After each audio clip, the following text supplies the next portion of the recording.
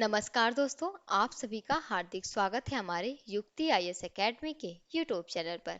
इस चैनल के माध्यम से हम आपको यूपीएससी, स्टेट पीसीएस और अन्य सभी प्रमुख सरकारी परीक्षाओं के लिए प्रतिदिन परीक्षा पे करंट अफेयर्स को एमसीक्यू के रूप में प्रस्तुत करते हैं।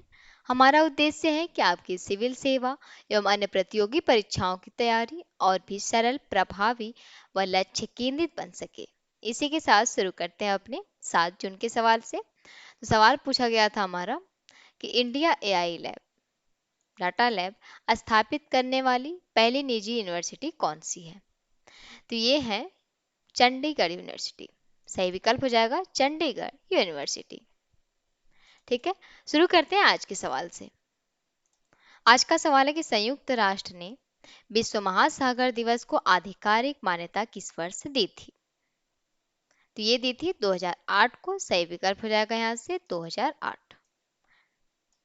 ठीक है, विश्व सागर जो कि महासागर दिवस मनाने का प्रस्ताव पहली बार 1992 में ब्राजील के जो कि रियो डी जेनेरियो में आयोजित पृथ्वी शिखर सम्मेलन में रखा गया था, जिनमें बाद में जो कि संयुक्त राष्ट्र ने इसे 2008 में आधिकारिक मान्यता दी। इसके बाद पहला आधिकारिक जो कि विश्व महासागर दिवस 8 जून 2009 को मनाया गया था और इसीलिए हर वर्ष जो कि 8 जून को ही विश्व महासागर दिवस मनाया जाता है।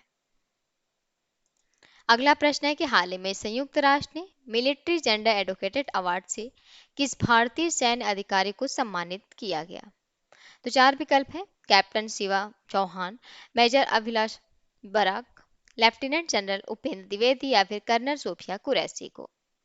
सही विकल्प हो जाएगा इसमें से मेजर अभिलाषा बराक।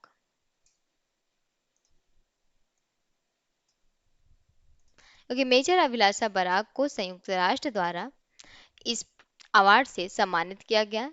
और बात करें मेजर अभिलाषा बराक की, तो ये लेबनान में United Nations interim force in Lebanon में जो कि एंगेजमेंट टीम कमांडर और जेंडर फोकल पॉइंट के रूप में कार्यरत हैं।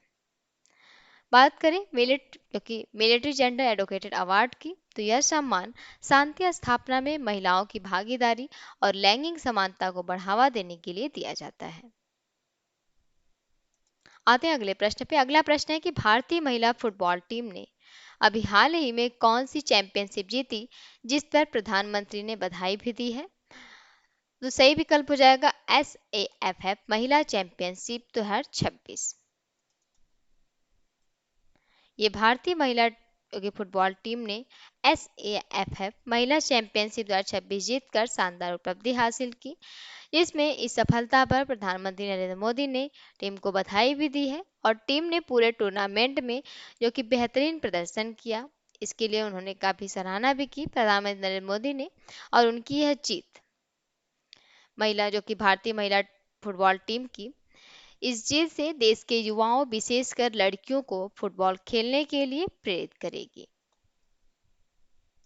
अगला प्रश्न है कि हाल ही में किस वयोवृद्ध अभिनेता के निधन पर प्रधानमंत्री ने गहरा शोक व्यक्त किया? तो इन्होंने गहरा शोक व्यक्त किया है सलीम कुमार के निधन पर।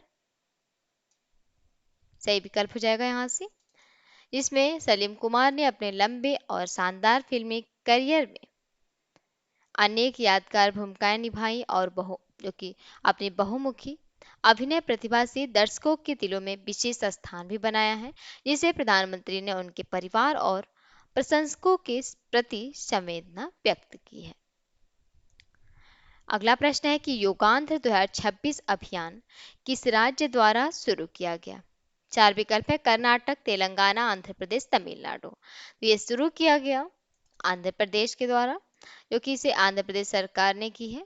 योगांध्र बात करें योगांध्र 2026 की, तो एक राज्यव्यापी योग अभियान है जिसकी शुरुआत एन चंद्रबाबू नायडू के नेतृत्व में आंध्र प्रदेश सरकार ने की है।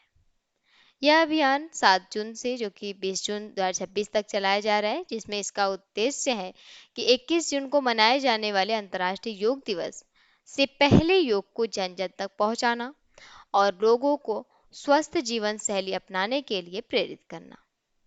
इस अभियान के तहत क्या है कि राज्य के 28 जिलों में, जिनमें 28 जिलों में कार्यक्रम आयोजित किए जा रहे हैं। वहीं 1 करोड़ लोगों को एक जो कि योग गतिविधियों से जोड़ने का लक्ष्य भी रखा गया है। ऐतिहासिक, धार्मिक और पर्यटन स्थलों पर जो कि विशेष योग सत्र आयोजित किए जा रहे हैं। वहीं कार्यक्रम की निगरानी के लिए जो कि मंगलागिरी में विशेष वॉर रूम स्थापित किया गया है। आते हैं अगले प्रश्न पे। अगला प्रश्न है कि हाल ही में उद्घाटित भारत का 7वां क्षेत्रीय मौसम विज्ञान केंद्र किन क्षेत्रों को मौसम सेवाएं प्रदान करेगा? 4 विकल्प है। पंजाब, हरियाणा और राजस्थान को, जम्मू कश्मीर, लद्दाख और हिमाचल प्रदेश को, या फिर उत्तराखंड, उत्तर प्रदेश और बिहार को, या गुजरात, महाराष्ट्र और गोवा को। तो ये कर रहा है जम्मू कश्मीर, लद्दाख और हिमाचल प्रदेश को। इसमें केंद्रीय मंत्री जितेंद्र सिंह ने जम्मू में भारत के 7वें क्षेत्रीय मौसम विज्ञान केंद्र का उद्घाटन किया और यह केंद्र जम्मू, लद्दाख और हिमाचल प्रदेश के लिए जो कि मौसम पूर्वानुमान और आपदा संबंधी चेतावनियां जारी करेगा। अगला प्रश्न है कि हाल ही में राष्ट्रीय ई गवर्नेंस पुरस्कार 2026 में रजत पुरस्कार किस प्लेटफॉर्म को प्रदान किया गया है? डिजिटल इंडिया पोर्टल, ई जागृति, उमंग ऐप या फिर जन सुनवाई पोर्टल को। तो ये जो कि प्लेटफॉर्म को प्रदान किया गया ई जागृति प्लेटफॉर्म को। सही विकल्प हो जाएगा ई जागृति। ई जागृति जो कि उपभोक्ता मामलों के विभाग का एक एआई सक्षम डिजिटल प्लेटफॉर्म है, जिसे राष्ट्रीय ई गवर्नेंस पुरस्कार 2026 में रजत पुरस्कार मिला और यह पुरस्कार डिजिटल परिवर्तन के लिए जो कि प्रौद्योगिकी के उपयोग द्वारा सरकारी प्रक्रिया और पुनर्गठन श्रेणी में दिया गया है। इस प्लेटफॉर्म ने जो कि 2.29 लाख से अधिक मामलों को भी दर्ज किया, 2.7 लाख से अधिक मामलों का निपटारा किया, जिसमें 90% निपटान भी कर हासिल किया है, जो कि निपटान किया आधे ज्यादा का। जिसमें उपभोक्ताओं को ऑनलाइन शिकायत, वर्चुअल सुनवाई और रियल टाइम ट्रैकिंग की सुविधा भी दी गई। अगला प्रश्न है कि हाल ही में एनजेडपी साथी ऐप कहाँ लॉन्च किया गया? तो जिम कॉर्बेट राष्ट्रीय उद्यान में, नेशनल जूलॉजिकल पार्क नई दिल्ली में, रणथंभौर राष्ट्रीय उद्यान में या फिर कान्हा राष्ट्रीय उद्यान में। तो ये किया गया है नेशनल जूलॉजिकल पार्क नई दिल्ली में, इसलिए सही विकल्प हो जाएगा नेशनल जूलॉजिकल पार्क नई दिल्ली। केंद्रीय पर्यावरण एवं क्योंकि वन एवं जलवायु परिवर्तन राज्य मंत्री कीर्तिवर्धन सिंह ने नेशनल जूलॉजिकल पार्क में एनजेडपी साथी ऐप लॉन्च किया और यह ऐप आगंतुकों को डिजिटल मैप और स्मार्ट नेविगेशन प्रदान करता है, जिसमें जानवरों के बाड़ों, वॉशरूम, बग्गी पॉइंट और एग्जिट का पता लगाने में भी मदद करता है। जिससे फैमिली टूर जो कि एक्सप्रेस टूर और ग्रैंड टूर जैसे विकल्प भी उपलब्ध कराता है और ऑनलाइन टिकट बुकिंग की सुविधा भी देता है। साथ ही पार्क में जो कि सेल्फ टिकटिंग कियोस्क भी शुरू किया गया, जिससे यूपीआई के माध्यम से टिकट बुक करना भी आसान हो गया है। अगला प्रश्न है कि हाल ही में लॉन्च की गई पुस्तक when audit matters CAC intervention that made a difference किस प्रकाशन द्वारा प्रकाशित की गई है? 4 विकल्प है। पेंगुइन इंडिया, हार्पर कॉलिंस, रूपा पब्लिकेशंस या फिर ऑक्सफोर्ड यूनिवर्सिटी प्रेस से। सही विकल्प हो जाएगा यहाँ पे, ये किया गया है रूपा पब्लिकेशंस द्वारा।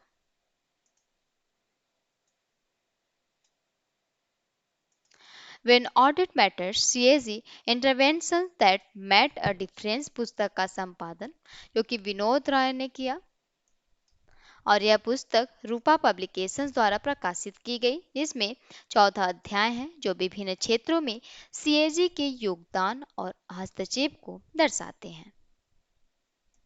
अगला प्रश्न है कि काठमांडू कलिंग साहित्य महोत्सव 2026 का आयोजन नेपाल के किस शहर में किया गया? 4 विकल्प है। तो ये किया गया ललितपुर में। सही विकल्प हो जाएगा ललितपुर।